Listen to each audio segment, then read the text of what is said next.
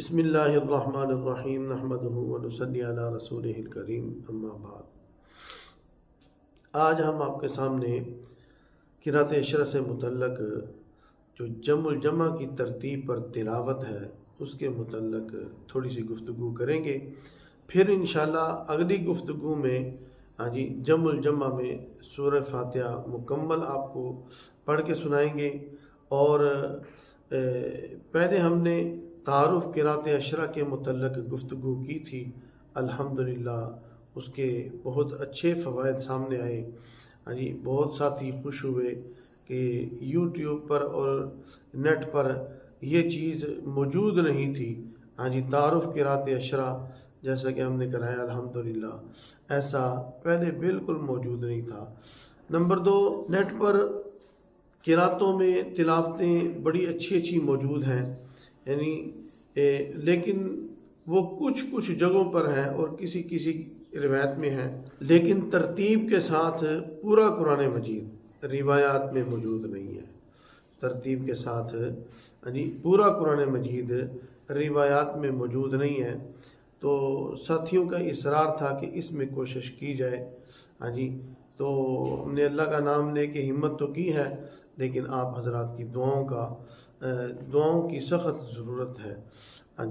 الحمدللہ ہم اس ترتیب پر یہ جمع الجمع ساری قرأتوں کو آپ کے سامنے پڑھیں گے کہ جس میں آسان الفاظ کے ساتھ تمام اختلافات کو وہ بھی ساتھ ساتھ بیان کریں گے، تاکہ اگر کوئی ساتھی سیکھنا چاہے، اگر کوئی ساتھی یاد کرنا چاہے تو انشاءاللہ وہ بہترین یاد بھی کر سکتا ہے، وہ اپنے لہجے میں وہ تلاوت بھی کر سکتا ہے۔ ہم تو پانی پتی لہجے میں آپ کو پڑھ کے سنائیں گے، آپ اس کو اچھی طرح یاد کریں، آپ اپنے مصری لہجے میں اس طریقے پر آپ پڑھیں، انشاءاللہ بہترین انشاءاللہ آپ اس میں پڑھ سکیں گے اور آسانی سے انشاءاللہ آپ کو یاد بھی ہو جائے گا۔ نمبر 2، آپ حضرات سے درخواست ہے کہ آپ ہمارے چینل کو سبسکرائب کریں، اور اس میں اس کا فائدہ کیا ہے، اس میں مختلف روایات میں بچوں کی تلاوتیں ہیں، وہ خود بھی سنیں اور دوسروں کو بھی سنائیں۔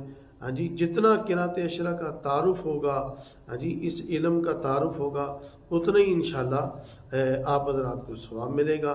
یہ بڑا صدقہ جاریہ ہے۔ نمبر 2، پھر نمبر حفظ اور گردان کے متعلق آسان ترتیب اور بڑے مفید مشورے الحمدللہ اس میں موجود ہیں، تو اس سے انشاءاللہ بہت فائدہ ہوگا۔ تو اس تلاوت کی ترتیب کا موضوع جو ہوگا اس کا نام ہم رکھنا ہے قرأت العشر۔ قرأت العشر تو آگے سبق ہوں گے، سبق نمبر 1، سبق نمبر 2، سبق نمبر 3، تو اس ترتیب سے ہوا کرے گا۔ جس ساتھی نے جون سا سبق سننا ہے وہ نمبر دیکھے، اس کے آگے سورت کا نام ہوگا، مثلا سورۃ الفاتحہ یا سورۃ البقرہ، آیت نمبر فلاں، یہ ساری ترتیب ہوگی۔ تو اس میں انشاءاللہ ساتھیوں کو تلاوت کرنے میں، آیت ڈھونڈنے میں انشاءاللہ کوئی پریشانی نہیں ہوگی۔ جس آیت کو چاہیں آپ اس کو نکال کر سنیں اور اس کو یاد کریں اور اس کی تلاوت کریں۔ اس کے فوائد کیا ہوں گے؟ نمبر 1، علم قرأت جس طرح کتابوں میں محفوظ ہے اسی طرح ریکارڈنگ میں بھی محفوظ ہو جائے۔ کتابوں میں ماشاءاللہ علماء نے بڑی محنت کی ہے، لیکن کتابوں کی طرف لوگوں کی توجہ نہیں ہے۔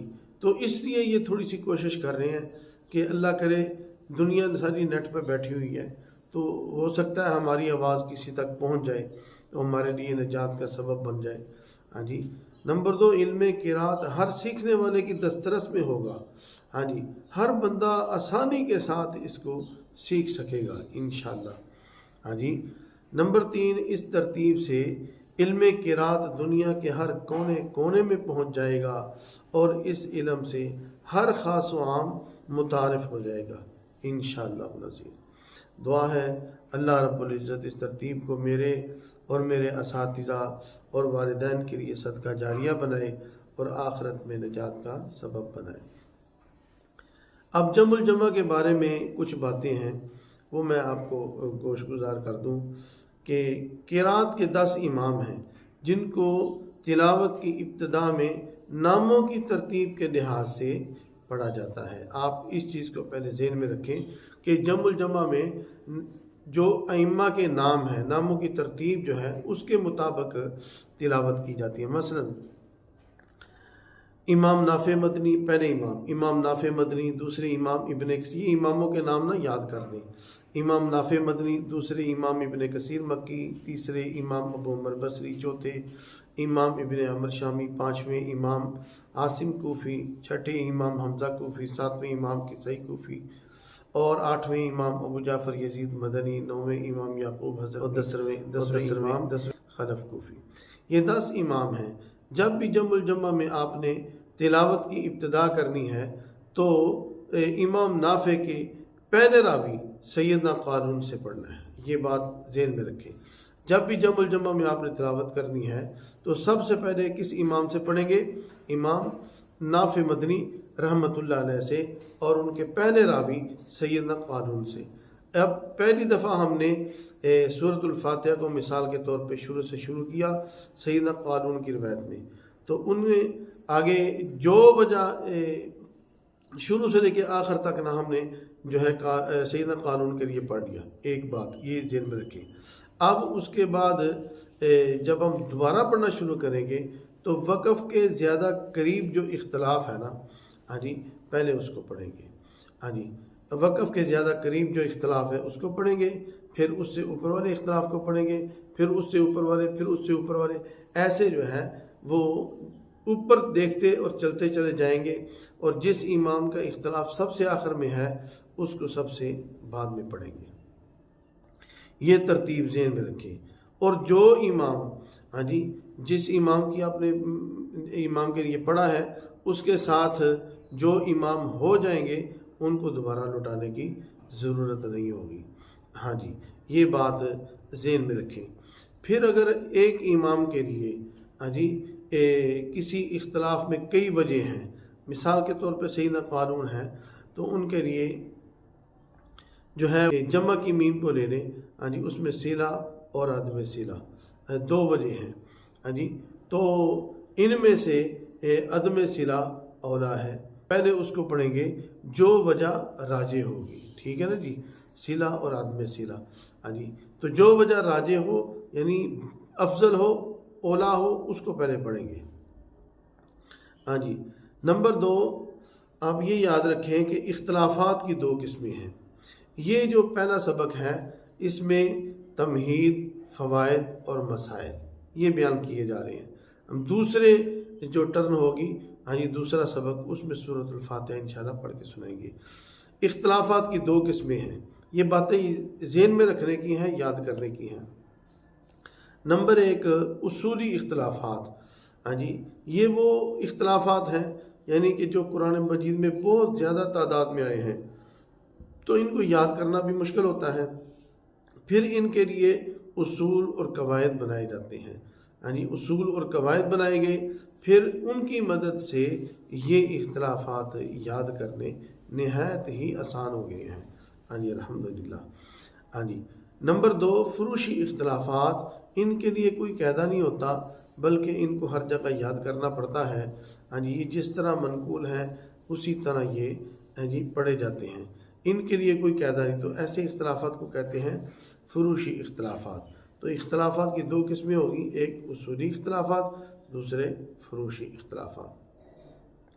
اگلی بات یہ ذہن میں رکھیں کہ 10 قراتیں ہیں، ہاں جی، 10 قراتیں ہیں تو اس کا مطلب یہ نہیں ہے کہ قرآن مجید کی ہر آیت آپ 10 طریقے سے پڑھیں گے، نہیں، ہر آیت 10 طریقے سے نہیں پڑھی جاتی، بلکہ بات یہ ہے کہ جیسے آیت میں اختلافات ہوں گے، اگر یہ بات آیت کے اختلافات پر منحصر ہے، اگر آیت میں اختلاف ہی ایک ہے، مثال کے طور پہ مالک یوم الدین، اب اس میں ایک ہی اختلاف ہے، یعنی کہ عاصم روا یعقوب وہ مالک یوم الدین پڑھتے ہیں اور عام حبر حمزہ یہ مالک یوم الدین پڑھتے ہیں، یعنی اب اس میں ایک ہی اختلاف ہے، تو اس میں 10 قاری 2 حصوں میں تقسیم ہو جائیں گے، ہاں جی، 4 امام پڑھ رہے ہیں مالک یوم الدین اور 6 امام پڑھ رہے ہیں مالک یوم الدین، تو یہ 10 قراتیں مکمل ہو گئی۔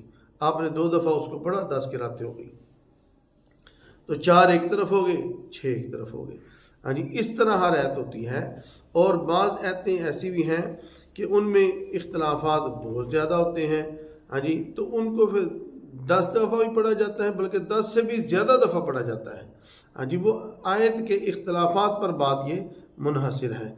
इसी तरह वज़्ज़ुहा है, इस जैसे ये कलमा और इस जैसे दूसरे कलमे, इसमें 3 किरातें हैं। हाँ जी, क़ालून, मक्की, शामी, आसिम, अबू जाफ़र, याकूब, ये 5.5 इमाम, हाँ जी, ये 5.5 इमाम ऐसे कलमात में फ़तह पढ़ते हैं। और 2 इमाम, हाँ जी, सैयदना वर्श और अबू अमर बसरी, ये 2 जो है वो तकलील करते हैं। और 3 इमाम, हाँ जी, हमज़ा, किसाई, इमाम खलफ, ये इमाला माजा करते हैं। 5.5 फ़तह करते हैं। आगे 1.5 इमाम वर्श और अबू अमर, वर्श रावी हैं, अबू अमर इमाम हैं। तो ये 1.5 इमाम, 1.5 और 5.5 हो गए, 7 हो गए। ये बाकी 3 इमाम जो है वो इमाला माजा करते हैं। तो ये तरतीब होती है। यानी ये नहीं कि हर कलमे में, हर आयत में आप 10 तरीके से पढ़ें, 10 तरीके से नहीं पढ़ी जाती। वो आयत के इख्तलाफात होते हैं। अगर उसमें ज़्यादा इख्तलाफात है तो ज़्यादा दफ़ा पढ़ी जाएगी, अगर उसमें कम इख्तलाफात हैं तो उसमें कम दफ़ा पढ़ी जाएगी। तो इस बात को खूब ज़हन नशीन कर लें। हाँ जी, अल्लाह ताला हम सबको समझने की तौफीक अता फ़रमाए। और आप हज़रात से इस तरह की ये जो वीडियो हो, इसको ज़्यादा से ज़्यादा शेयर किया करें। ये बहुत बड़ा सदका जारिया है। हाँ जी, अल्लाह ताला हम सबको अमल करने की और कुरान को सही समझकर पढ़ने की तौफीक अता फ़रमाए। व आखिर दावाना अनिल हम्दुलिल्लाह।